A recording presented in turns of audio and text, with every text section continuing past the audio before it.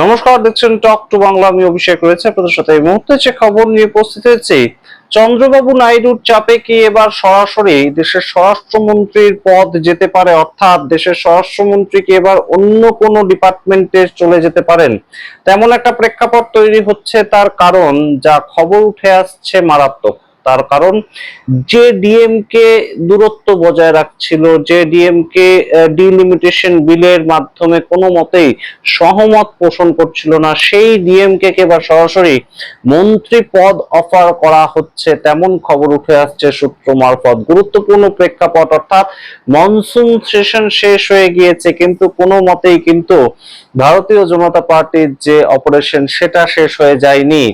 তারা যদি সরাসরি একদম দেখতে পায় যে 22 জন সাংসদ নিয়ে ডিএমকে এনডিএ কে সমর্থন করছে, তাহলে অবশ্যই ডিএমকে এর পক্ষ থেকে দুজনকে কেন্দ্রীয় মন্ত্রীর পদ অফার করা হতে পারে। এই মুহূর্তে দাঁড়িয়ে অত্যন্ত গুরুত্বপূর্ণ একটা জায়গা কিন্তু ভারতীয় জনতা পার্টির জন্য ডিলিমিটেশন বিল।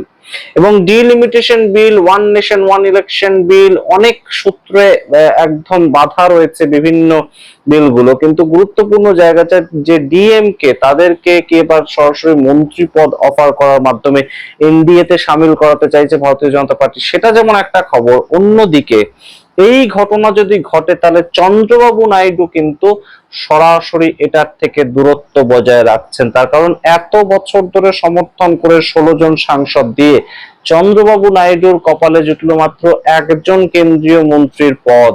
কিন্তু অন্যদিকে এই মুহূর্তে আমরা যা শুনতে পাচ্ছি, এনসিপিআই তাদের তরফ থেকেও কিন্তু যে তিনজন সংখ্যালঘু সাংসদ চলে আসতে চাইছিলেন, একদম তৃণমূল কংগ্রেসে ঘর রাপচি করতে চাইছিলেন, তাদেরকে কিন্তু সরাসরি মিটিং করেছেন নিয়ে নরেন্দ্র মোদী, এবং তাদেরকেও কিন্তু কেন্দ্রীয় মন্ত্রীর পদ তাদের মধ্যে কাউকে অফার করা হতে পারে।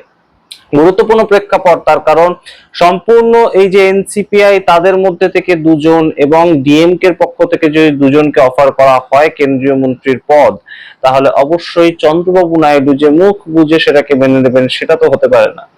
সেই জায়গাটাই এই মুহূর্তে গুরুত্বপূর্ণ চর্চার কেন্দ্রবিন্দুতে উঠে আসছে। এবং তার সঙ্গে আরেকটা বিষয় খুব গুরুত্বপূর্ণ হচ্ছে যে এই সামগ্রিক প্রেক্ষাপটে একটা খুব তাৎপর্যপূর্ণ ঘটনা ঘটে গিয়েছে, যে যে সাংগঠনিক লিস্টটা বেরিয়ে এসেছে, সেখানে হঠাৎ আমরা দেখতে পেয়েছি বাণিজ্য মন্ত্রী পীযূষ গোয়েল, তাকে সরাসরি কোষাধ্যক্ষ, ভারতীয় জনতা পার্টির কোষাধ্যক্ষ পদে দেওয়া হয়েছে। তো ভারতীয় জনতা পার্টির নিয়ম অনুযায়ী এক ব্যক্তি এক পদ, সেইটা যদি মেনটেন করা হয়, তাহলে পীযূষ গোয়েলের পদ খালি হচ্ছে, এটা তো বোঝাই যাচ্ছে।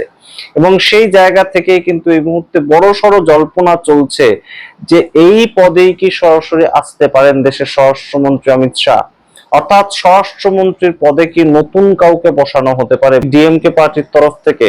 এই সামগ্রিক আলোচনা আজকে করব, আপনারা শেষ অবধি দেখতে থাকুন। অবশ্যই গুরুত্বপূর্ণ প্রেক্ষাপট, তার কারণ মোদী সরকার এই মুহূর্তে রদবদল করতে চাইছে। তার কারণ বিভিন্ন সার্ভে উঠে আসছে, সামনে উত্তরপ্রদেশের বিধানসভা নির্বাচন, এবং সেখানে খুব একটা ভালো এক্সিট পোল কিন্তু বেরিয়ে আসছে না, যদিও এখনো সময় হয়নি, সময় রয়েছে এখনো 5-6 মাস, কিন্তু গুরুত্বপূর্ণ হাওয়া বোঝা যায় কোন দিকে বইছে।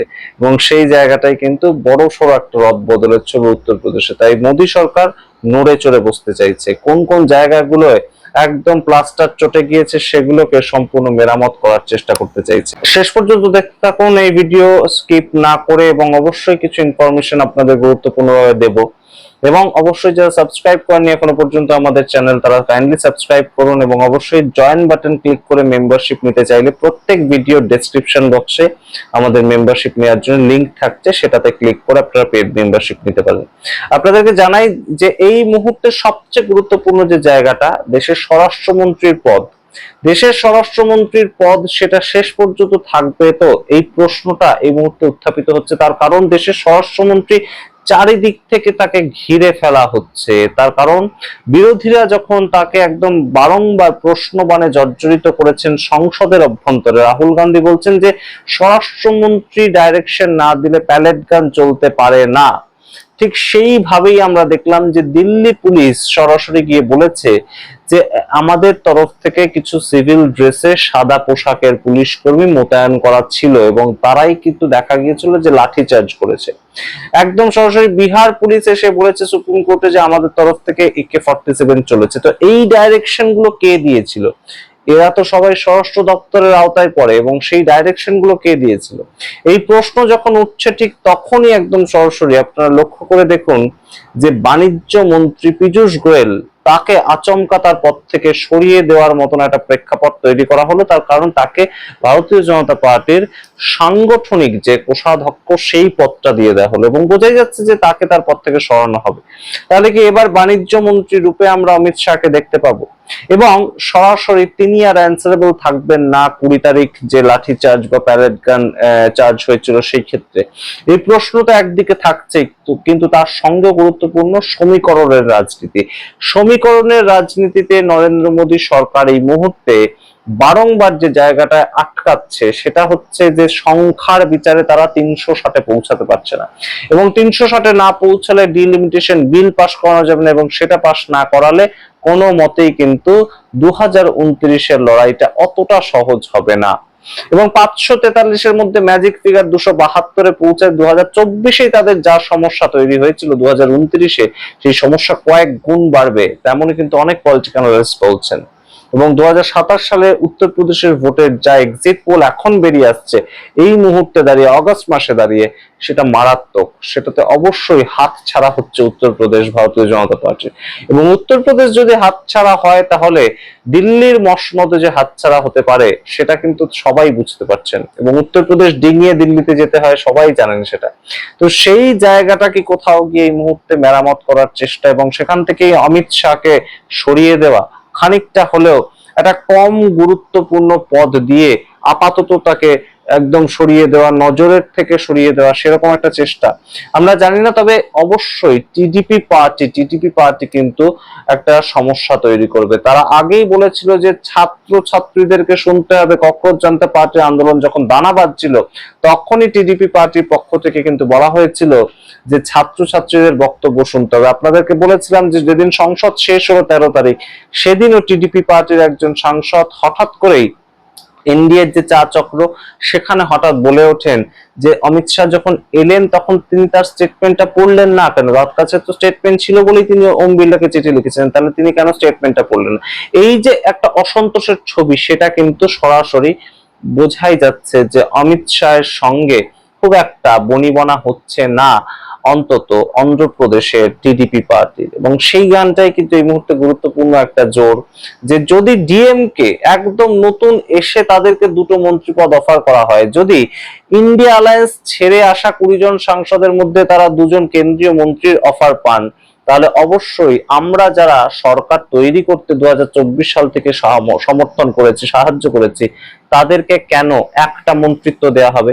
এবং গুরুত্বপূর্ণ জায়গাটা আরো, যে কেন অমিত শাহের যদি পদ থেকে তাকে সরানো হয় গৃহমন্ত্রীর পদে, কেন সমীকরণের রাজনীতি যখন চলছে, সমীকরণের রাজনীতির ভিত্তিতেই যখন সরকার এগিয়ে যাবে, তাহলে কেন টিডিপি পার্টির তরফ থেকেই বা অন্য আরেকজনকে বসানো হবে না? এইগুলো একদিক। অন্য আরেক দিকে কিন্তু সরাসরি আরএসএস এবং একদম মার্গদর্শন মন্ডলী তাদের তরফ থেকে দেবেন্দ্র ফডনবিসের নামটা বারংবার উত্থাপিত হচ্ছে, যে দেবেন্দ্র ফডনবিসকে এই মুহূর্তে কেন্দ্রীয় স্বরাষ্ট্রমন্ত্রীর পদে যাতে বসানো হয়, তেমন একটা প্রেক্ষাপট তৈরি হয়েছে। আপনাদের এর আগেই আমরা জানিয়েছিলাম যে দেবেন্দ্র ফডনবিসকে ডেকে পাঠিয়েছেন দেশের প্রধানমন্ত্রী নরেন্দ্র মোদী, এবং তিনি একান্তে বৈঠক করেছেন। এবং সেখান থেকেই যেটা উঠে আসছে যে হয়তো অমিত শাহ সম্পূর্ণটা চালাবেন, হয়তো অমিত শাহই থাকবেন নরেন্দ্র মোদীর ছায়া সঙ্গী, কিন্তু হয়তো দেবেন্দ্র ফডনবিস একটা নতুন নাম হয়ে উঠবেন কেন্দ্রীয় রাজনীতিতে। তাকে হয়তো মহারাষ্ট্রের মুখ্যমন্ত্রীর পদ থেকে সরিয়ে এনে কেন্দ্রীয় রাজনীতিতে পুশ করতে চাইছে সংঘ। তেমন ভাবেই হয়তো পরবর্তী 2029 পর্যন্ত একটা রোড ম্যাপ তারা ছকতে চাইছে। এই মুহূর্তে গুরুত্বপূর্ণ বিষয় 3টে পয়েন্ট আপনাদের সামনে তুলে ধরলাম এই প্রতিবেদনে, যে যদি ডিএমকে সাথ দেয় তাহলে তাদেরকে মন্ত্রিত্ব দিতে হবে, এমন একটা খবর বেরিয়ে আসছে, এবং সেটা দিতেও রাজি আছে কেন্দ্রীয় সরকার বা মোদী সরকার। তাহলে আবার সমস্যা তৈরি করতে পারে চন্দ্রবাবু নাইডু টিডিপি দল, তাদেরও মন্ত্রিত্ব চাই।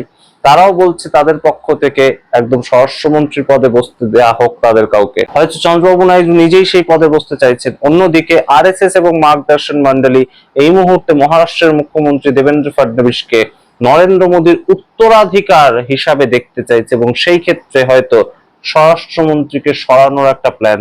এবং অনেকেই কিন্তু বলছেন বাণিজ্য মন্ত্রীর পদটাকে খালি করা হলো অমিত শাহকে সেই পদে বসানো হবে বলে, অর্থাৎ অমিত শাহ সম্পূর্ণটা দেখবেন, অবজার্ভ করবেন, চালাবেন, কিন্তু তাকে হয়তো স্বরাষ্ট্র দপ্তর, যেটা সম্বন্ধে এত ধরনের এত বিতর্ক তৈরি হচ্ছে যে 20 তারিখের প্যালেট গান কে চালালো, স্বরাষ্ট্র মন্ত্রক থেকে কে অর্ডারটা দিল, সেই পদ থেকে হয়তো তাকে সরিয়ে দেওয়া হতে পারে।